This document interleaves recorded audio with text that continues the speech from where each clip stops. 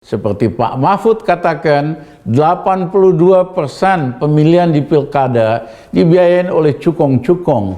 Tidak aneh sistem demokrasi kayak begini buntutnya menjadi sangat kriminal. Kami sebutnya sebagai demokrasi kriminal.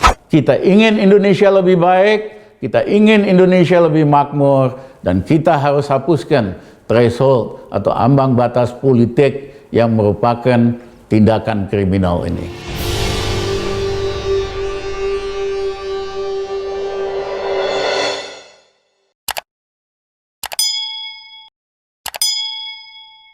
Saudara-saudara sebangsa dan setanah air, dari Sabang sampai Merauke, banyak hal yang kita bisa lakukan agar bangsa kita lebih makmur, lebih adil, dan damai.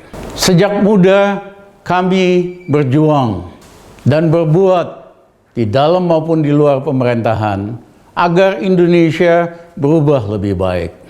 Tahun 1977 kami membuat gerakan anti kebodohan, memperjuangkan undang-undang wajib belajar agar supaya 8 juta anak SD yang tidak bisa sekolah karena nggak mampu bisa sekolah karena negara mewajibkan dan wajib membiayainya. Berapa tahun kemudian undang-undang tersebut terwujud sehingga 8 juta anak-anak usia sekolah SD bisa sekolah. Kami bersama kawan-kawan pada waktu mahasiswa juga berjuang agar Indonesia tidak lagi otoriter tapi demokratis, agar Indonesia tidak lagi KKN, supaya ada good governance. Cita-cita perjuangan itu dimuat di sebuah buku kecil yang diterjemahkan oleh Profesor Ben Anderson dari Cornell dan kemudian diterjemahkan ke 8 bahasa. Akibatnya kami dan kawan-kawan dipenjara 3 bulan, dipenjara militer, dan 1 tahun di penjara suka miskin. Diadili di depan Pengadilan Negeri Bandung. Lawyer kami pada waktu itu Dr. Buyung Nasution, kemudian Pak Haryono Citro Subono, dan sebagainya. Saudara-saudara, dalam sepanjang hidup kami memperjuangkan agar supaya ada undang-undang jaminan sosial, Social Security System, bersama dengan Serikat Pekerja yang kemudian menjadi BPJS. Kami memperjuangkan undang-undang desa bersama dengan organisasi Parade Nusantara agar supaya desa-desa dapat alokasi anggaran agar desa-desa lebih makmur. Di dalam pemerintahan kami juga banyak melakukan hal-hal untuk mengubah Indonesia lebih baik. Saudara-saudara, sudah waktunya kita tinggalkan cara-cara yang gagal, seperti misalnya upaya untuk menanggulangi COVID, upaya untuk membuat Indonesia keluar dari krisis, upaya agar bangsa kita semakin bersatu untuk mencapai tujuan bersama.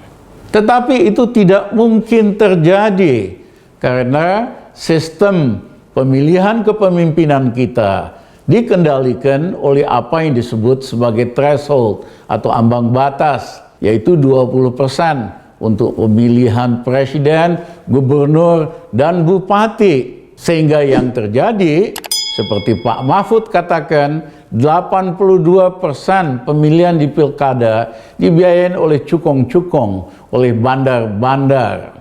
Untuk pemilihan presiden lebih mahal lagi. Jadi sistem threshold ini atau ambang batas ini digunakan sebagai sekrup pemerasan agar calon-calon bayar mahar, bayar sumbangan untuk menyewa partai-partai. Tidak aneh sistem demokrasi kayak begini buntutnya menjadi sangat kriminal. Kami sebutnya sebagai demokrasi kriminal. Apa dampaknya?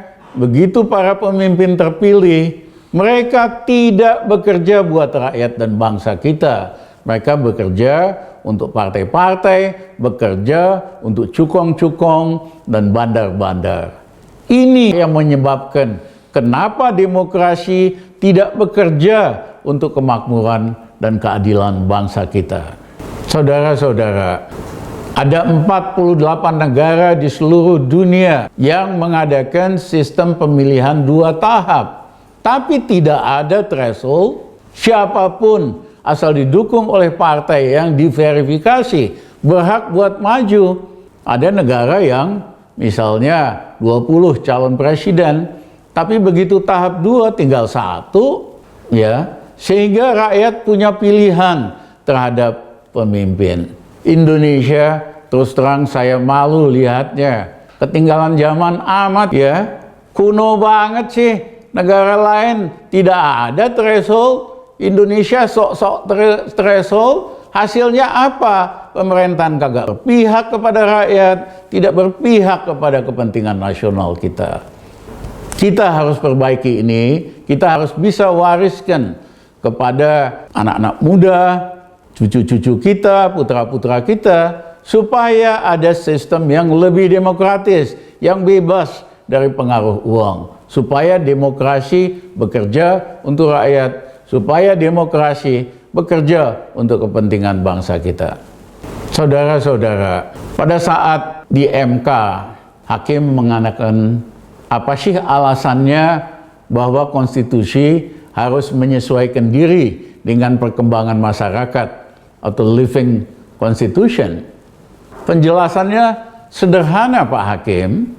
Pada saat Republik Indonesia dibikin, menyusun Undang-Undang Dasar 45, tokoh-tokoh kemerdekaan kita adalah tokoh-tokoh yang jujur, yang memiliki integritas, yang intelek, sehingga memang pada saat itu korupsi belum merajalela, nyaris kecil. Tapi hari ini bangsa kita termasuk bangsa paling korup di dunia. Semua sistem dikorupsi, kebijakan dikorupsi, pengeluaran APBN dikorupsi, pemilihan partai politik dikorupsi lewat money politics. Bahwa konstitusi harus menyesuaikan dengan perkembangan masyarakat. Masyarakat yang korupsi ini harus dihambat, harus dipangkas dengan cara menghapuskan threshold 0%. Yang kedua adalah perkembangan sosiologi di masyarakat. Hari ini rakyat kita membaca di seluruh Indonesia sosial media. Mereka mengetahui jejak rekam pemimpin, apakah calon pemimpin itu korup apa tidak, punya track record nggak memperbaiki kehidupan bangsa dan sebagainya. Rakyat kita belajar lebih cepat tentang kualitas, track record, bobot dari pemimpin dari sosial media. Partai-partai tidak bisa mengikuti ini karena partai-partai masih terperangkap dengan upaya untuk mendapatkan upeti, mendapatkan setoran. Dia tidak membaca aspirasi yang ada di masyarakat. Sehingga menurut kami perubahan pola perilaku masyarakat dan sosial media ini adalah alasan yang cukup untuk membuat undang-undang atau konstitusi menyesuaikan diri dengan perkembangan masyarakat. Saudara-saudara, sebangsa dan setanah air, saya ingin bertanya, apakah kita semua ingin hidup lebih baik, lebih sejahtera, lebih adil, seperti Bung Karno katakan, kemerdekaan adalah jembatan emas ke arah kemakmuran dan kesejahteraan. Saudara-saudara, jembatan emasnya sudah kita lewati. Kemerdekaan secara politik sudah kita lakukan sejak tahun 45. Tapi cita-cita kemerdekaan tentang kemakmuran, keadilan, tidak atau belum pernah tercapai untuk mayoritas dari bangsa kita. Kenapa? Karena sistem politiknya kriminal. Sistem politiknya penuh dengan uang atau money politik yang merusak seluruh tatanan kita bernegara. Saudara-saudara, saya minta kita semua, kawan-kawan di seluruh Indonesia, mari kita nyatakan pendapat kita Kita ingin Indonesia lebih baik, kita ingin Indonesia lebih makmur, dan kita harus hapuskan threshold atau ambang batas politik yang merupakan tindakan kriminal ini. Terima kasih, selamat siang.